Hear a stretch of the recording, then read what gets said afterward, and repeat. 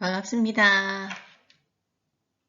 코로나 확진으로 저번 주에는 수업을 영상물로 대체해서 죄송하고요. 지금도 거의 다 나았긴 했는데 아직 목소리는 정상적으로 돌아오지 않아서 양해 부탁드려요. 오늘은 5주차 1차시 제3장 내담자야의 이해와 평가에 대해서 한번 수업해 보도록 하겠습니다. 자, 시작해 볼까요? 내담자의 이해와 평가에서는 첫 번째 내담자의 특성에 대해서 한번 살펴보고요. 두 번째 내담자의 현재 문제에 대해서 살펴볼 거고, 세 번째로는 심리검사를 통한 평가에 대해서 한번 살펴보도록 하겠습니다. 당신이 심리적으로 어려운 문제가 생겼을 때 어떻게 해결하려고 하는가요? 두 번째, 어떤 사람들이 상담자를 찾을까요? 세 번째, 당신은 사람의 장점을 먼저 보는가 아니면 단점을 먼저 보는가 합니다. 내담자에 대한 정확한 이해를 하고 그리고 좋은 상담 관계를 형성하기 위해서 어떻게 할 건지, 내담자에게 적합한 상담 목표와 전략 수립에 대해서 도움을 줄 건지, 어떤 도움을 줄 건지, 그리고 상담의 성과와 직결되었는지 확인해야겠죠. 그리고 내담자에 대한 이해는 상담의 전 과정을 통해서 이루어지기 때문에 상담 진행 과정 중에서 나타나는 내담자의 변화에 보다 적절하고 융통성 있게 대처해야 합니다. 필요에 따라서는 상담 목표를 수정할 수도 있어야겠죠. 그리고 내담자를 이해하기 위해서는 내담자의 정보 파악이 필요합니다. 내담자가 가지고 있는 문제, 현재 기능 상태, 장점과 차원, 장점과 자원, 발달력, 병력 파악 이런 것들을 확인하고 그 다음에 질문이나 심리검사를 활용해서 내담자의 정보를 파악해야 합니다. 이런 과정을 살펴보도록 합시다. 첫 번째로 다룰 내담자의 특성에 대해서 한번 볼까요? 내담자의 문제 특성에 대해서 우리가 또 봐야겠죠. 내담자는 자신이 가지고 있는 심리적인 문제를 해결하고자 상담자에게 도움을 받으러 오는 사람을 내담자라고 합니다. 내담자의 정서는 우울한 것과 분노 등 정서적인 혼란을 경험했다고 합니다. 그리고 인지 부분은 인지적 왜곡이 많아서 지나친 경직과 현실의 괴리감이 크다는 거죠. 그리고 행동은 다양한 문제적 행동이 나타나는데 의식증도 있고 불면도 있고 중독 등 그런 증상을 보인다고 합니다. 내담자에 대한 이해는 내담자를 이해하기 위해서 첫 번째, 편안한 분위기를 조성해야 합니다. 그리고 두 번째, 내담자의 문제를 구체화하고 명료화하는 것들이 필요하죠. 그리고 내담자의 강점이나 그리고 내외적으로 어떤 자원이 있는지 파악을 해야겠죠. 이런 것들이 내담자에 대해 이해할 필요성이 있는데 내담자는 막상 상담을 받으러 오면 긴장하고 불안감과 두려움을 느낀다고 합니다. 지금이라도 집에 가버릴까? 상담자가 자신을 어떻게 생각할까?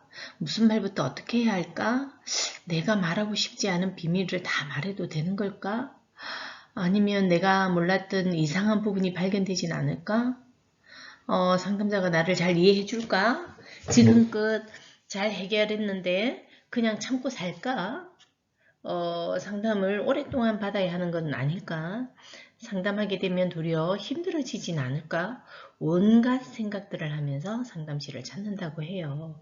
그렇기 때문에 상담자는 이러한 내담자의 마음을 잘 이해하고 내담자가 편안하게 자신의 어려움을 이야기해 나갈 수 있도록 분위기를 조성하는 것이 정말 중요하다는 거죠. 그리고 내담자가 어떤 문제를 힘들어 하는지를 잘 이해하고 적절한 도움을 줄 수 있어야 합니다. 내담자를 잘 이해하려면 먼저 내담자가 어떤 문제를 가지고 있는지를 구체적으로 알아야 합니다. 특히 어려워하는 문제가 무엇이고 문제가 발생하게 된 계기는 뭐고 원인은 뭐고 명료화를 해야겠죠. 그리고 내담자의 표면적인 문제와 내면의 고통을 알 수 있어야 합니다.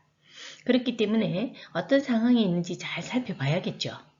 내담자의 개인적인 특성과 환경적인 특성을 면밀하게 파악해야 합니다.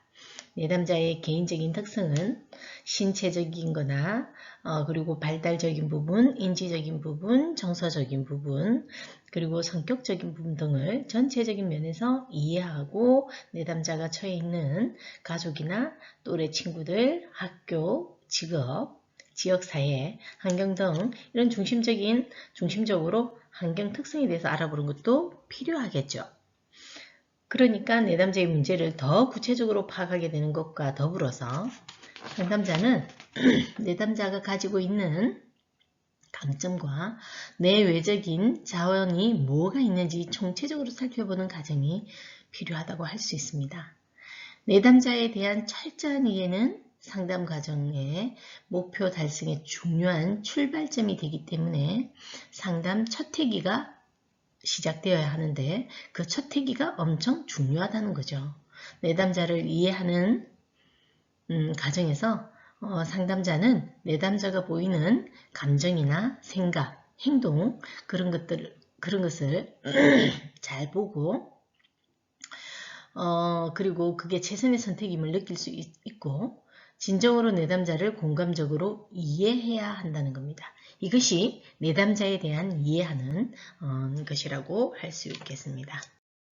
그리고 내담자의 현재 문제에 대해서 한번 살펴보도록 할게요. 도움을 청하는 이유, 현재 문제의 발생 배경이 뭔지, 상담 동기는 뭔지 평가해야 되겠죠.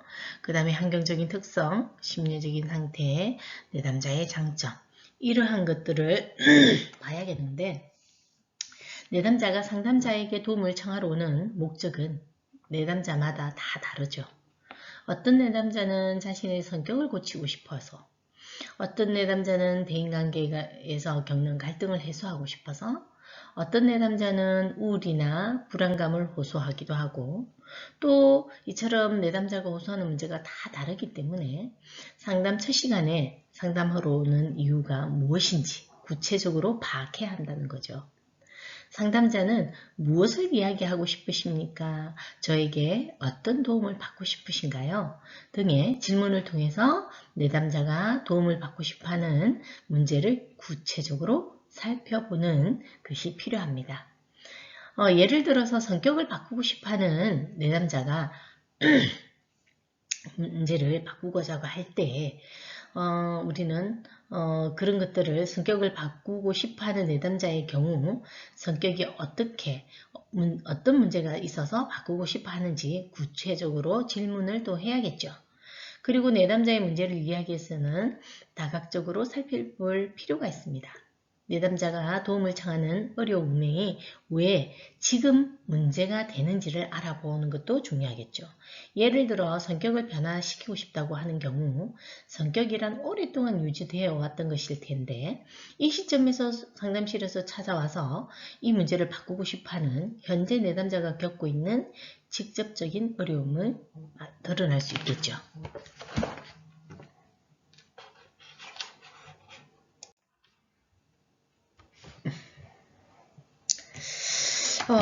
내담자는 이런 경험을 통해서 오기 때문에 상담 과정에서 일상생활에 별 지장을 받지 않고 적응하다 보면 왜 지금 상담이 필요한가, 어떤 문제가 현재 생활에 하기에 어려운지에 대해서 탐색하는 것이 필요하겠죠. 이런 문제들을 탐색하는 것은 내담자의 현실 적응력을 방해하는 이유를 분명히 알아낼 수 있습니다. 이를 통해서 내담자의 문제를 겪도록 만든 촉발 요인을 알아낼 수 있는 거죠. 그리고 내담자가 경험하고 있는 증상이 무엇인지, 그것이 내담자의 일상적인 기능에 어떤 영향을 미치는지 명확히 이해해야겠죠. 예를 들어서 우울감을 호소하는 내담자에게 이런 상황에서 어떤 정도의 우울감이 어떻게 나타났는지, 그것이 어떻게 일상에 영향을 미치는지 구체적으로 알아보는 것도 중요하겠죠.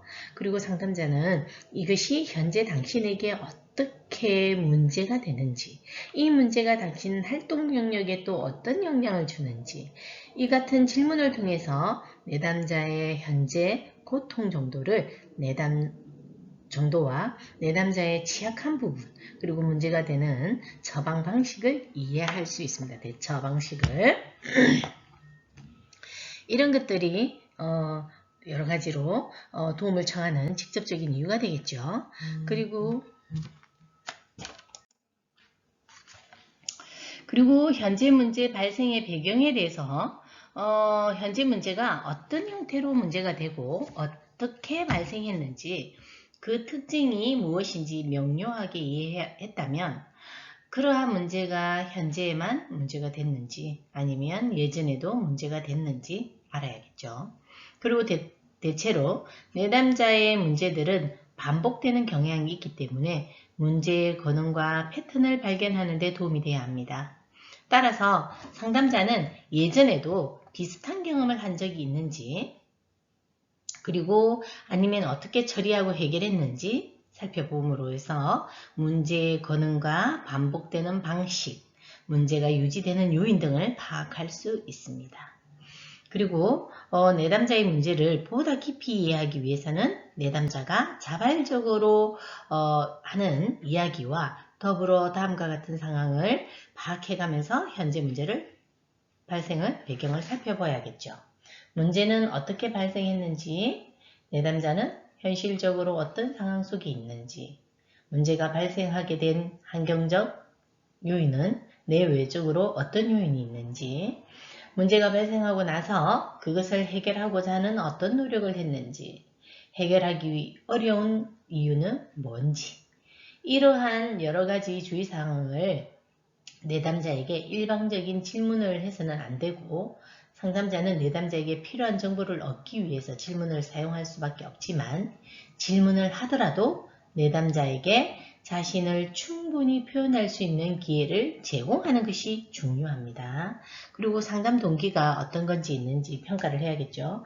상담을 움직이는 힘은 상담자의 힘이 아니라 어디까지나 문제 해결을 하고자 하는 내담자의 자신의 확고한 의지에서 나오기 때문에 상담을 통해 자신을 힘들게 하는 심리적인 문제를 해결하고자 하는 내담자의 의지와 동기를 확인하는 작업이 필요합니다.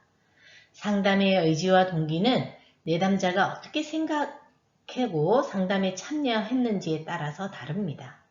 내담자가 자발적으로 상담에 참여한다는 것은 내담자 스스로가 어떻게 어떤 문제가 있는지 느끼고 있고, 그 문제를 전문적인 도움을 빌려서라도 해결하고자 하는 욕구가 있고, 자신에게 상담이 도움될 거라는 기대를 가지고 있고, 그 다음에 그런 의지가 있기 때문에 가능한 거죠. 하지만 비자발적으로 내담자의 자신의 의지와 동기가 없이 다른 사람에 이끌려서 참여하게 되면 동기가 약하기 때문에 그들이 자신이 왜 상담을 받아야 하는지 납득하지 못하고 수용하지 못하기 때문에 자신에게 상담을 받아야 할 아무런 문제가 없다고 믿는 거죠. 이런 내담자는 동기나 의지가 약하기 때문에 상담을 지속적으로 이끌어가기가 어렵습니다. 그렇기 때문에 비자발적인 내담자를 상담하기 위해서는 현재의 심리 상태를 이해하고 수용해주는 것이 우선되어야 하죠. 상담 여부가 내담자 자신의 선택에 달려있다는 점을 확고히 하는 것도 필요하죠. 다음 질문은 상담 동기를 평가하기 위한 질문입니다. 상담이란 어떤 것이라고 생각하는가? 상담을 통해 무엇을 할 수 있는지, 상담이 내담자에게 어떤 도움을 줄 것이라고 생각하는지, 상담을 통해서 무엇을 해결하고 싶은지, 이런 것들을 질문을 통해서 확인해야겠죠. 동기를. 환경적인 특성으로는 내담자의 심리적인 문제들은 반드시 내담자가 처해 있는 상황과 밀접한 연관을 갖고 있습니다. 내담자의 환경적 특성을 이해하다 보면 저절로 내담자의 현재 문제가 또 성격이 이해되기도 하죠.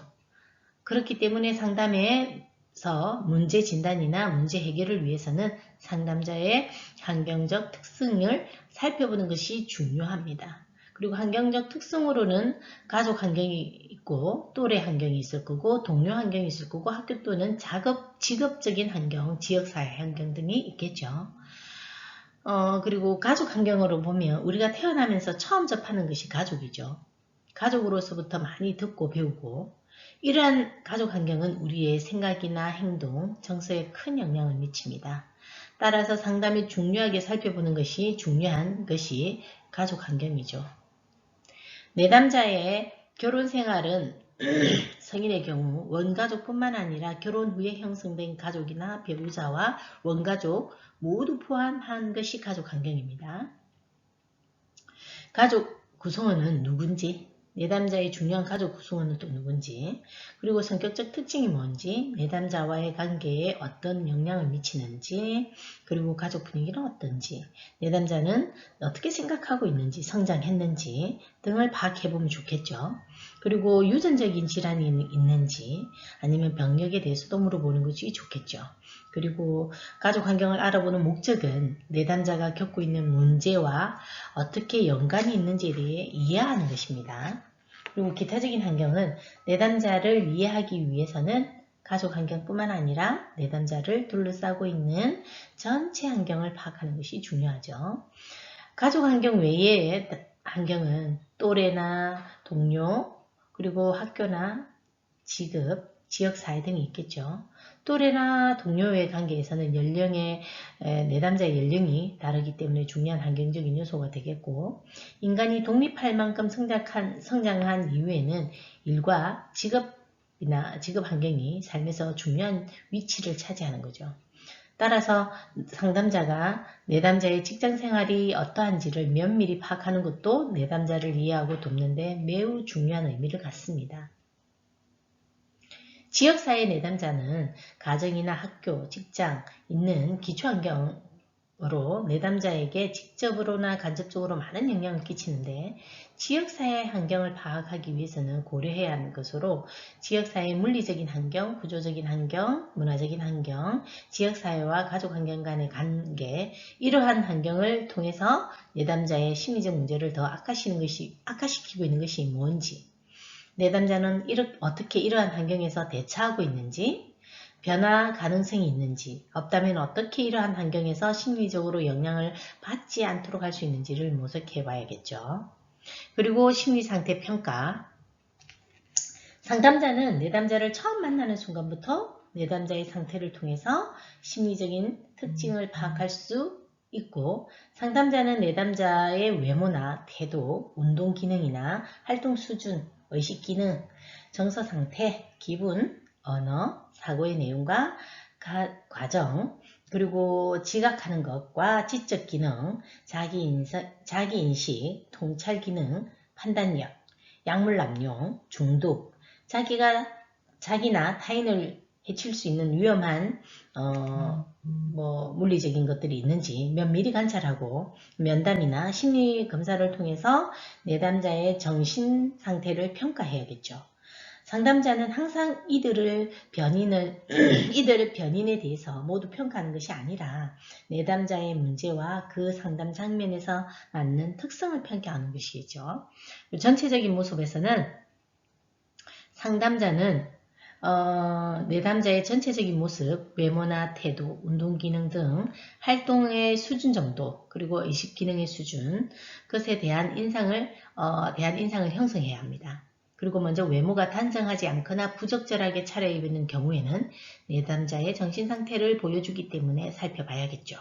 그리고 약물 중독에 빠져 있거나 조현병 같은 심각한 정신건강 문제를 가지고 있는 사람은 종종 자기관리에 어려움을 겪기도 해요.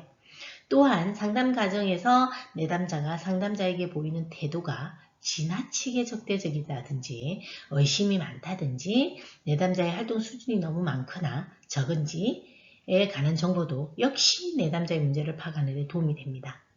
내담자의 호흡이나 눈맞춤, 정서에 대한 반응, 표현하는 능력도 내담자의 기능 수준을 보여주기 때문에 상담자가 주의 깊게 관찰해야 합니다. 내담자의 문제를 진단하고 상담하는데 활용할 수 있기 때문이겠죠. 그리고 현 상황에 대한 지각을 어떻게 하고 있는지, 현 상황에 대한 자각이란 주변 환경에 대한 개인의 일반적인 자각 수준을 의미합니다. 현 상황에서 내담자의 자각 수준은 대부분 직접적인 질문을 하지 않아도 관찰 가능합니다. 만일 내담자가 상담자가 누구인지, 자신이 누구인지 또는 상담자가 왜 여기 있는지 모른다면 혹은 반응이 없고 극도로 산만하다면 무엇이 진행되었는지에 대해서 혼란스러워한다면 이는 기록해두는 것이 좋겠죠. 그리고 감정과 기분을 또 파악해야 합니다. 내담자의 고통 정도나 문제를 해결하거나 이해할 수 있는 중요한 지표로는 내담자의 정서를 들 수 있습니다. 내담자의 정서 상태는 내담자가 표현한 감정이나 기분을 통해서 파악할 수 있는데 상담자는 감정의 적절성이나 강도, 유동성, 그리고 범위에서 평가하는 거죠. 적절성을 평가할 때는 내담자의 감정이 그 이야기 내용과 얼마나 일치하는지를 보는 거고, 예컨대 내담자가 사랑하던 사람이 죽음을 얘기하면서 웃거나 활기차 보인다면 적절하지 않는 반응이잖아요. 강도는 반응의 강한 정도를 말하는 거죠. 만약 다른 사람이라면 매우 전형적으로 격렬한 감정을 보이는 상황에서 내담자는 아주 최소한의 반응을 보인다면 상담자는 이를 그의 감정이 무디거나 단조로운 것으로 볼 수 있겠죠. 그리고 유동성은 내담자가 한 감정에서 다른 감정으로 이동하는 방식을 말하는데요. 감정이 매우 빨리 예기치 못하게 오르락내리락 하는 내담자의 감정 변화가 불안한 감정 상태임을 의미합니다. 마지막으로 범위는 정서 표현의 복잡성과 다양성을 의미하는데요. 일반적으로는 사람들은 자신이 처한 상황에 맞게 반응합니다. 내담자가 다양한 감정을 느끼는가, 그 느끼는 감정의 강도가 적절한가를 보는 거죠. 예를 들어서 내담자가 분노하거나 슬픔 등의 하나의 감정에 매여 있거나 현실 상황에 맞지 않게 지나치게 낮은 혹은 높은 강도로 반응할 때 범위가 제한되었다고 볼 수 있기 때문이죠. 그리고 사고와 내용의 과정에서도 보면 내담자가 정신상태에 또는 다른 지표는 내담자의 사고이다. 내담자가 어떻게 생각한다는 거죠.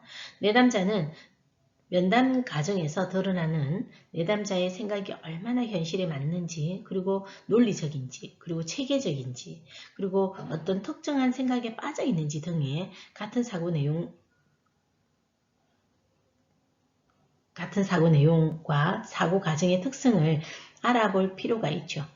내담자의 생각을 살펴보면 비합리적이면서 융통성이 없거나 비현실적인 경우가 있는 것도 봐야겠고, 그리고 알 수 없는 힘이 그들의 생각을 조종하고 있다는 망상을 갖고도 있고요. 그러다 보면 상담자는 다음과 같은 질문을 통해서 구체적으로 파악해야 합니다. 당신의 생각이 외부의 어떤 힘에 의해서 통제되는 것처럼 느끼는 건가요? 아니면 당신이 겉으로 표현하진 않았지만 사람들이 당신의 생각을 알 수 있다고 생각하나요? 어떤 생각이 당신의 머릿속에 침투해서 그것이 스스로 생각이 아닌 것처럼 느껴질 때가 있습니까? 만약 상담자가 관찰하기에 내담자의 일반적인 사고 기능이 상당히 손상되었다면 이는 좀 더 전문적인 깊이 있는 평가를 의뢰할 수 있어야 합니다. 그리고 상담자는 내담자의 상태에 따라서 동료 상담자나 슈퍼바이저 등과 같이 논의해가지고 내담자에게 도움이 되는 방안이 뭔지 협의하고, 그리고 상담만으로도 한계가 있다고 생각하면 병원의 치료기관에 의뢰해서 약물과 치료를 병행해야 한다고 합니다. 그렇기 때문에 그런 게 의뢰를 해야겠죠. 이러한 대처는 뒤에 나올 지각이나 지적 기능, 자기 인식이나 통찰 기능과 판단력, 약물 남용, 중독, 자신과 타인을 해칠 위협이 있는 경우 마찬가지입니다. 상담자는 내담자의 호소 문제나 현재 상태가 상담보다 치료가 필요하다고 생각되거나 약물 치료 등이 병행되어야 된다고 생각하면 다른 기관의 도움을 꼭 요청하고 내담자의 문제를 해결을 도와야 합니다.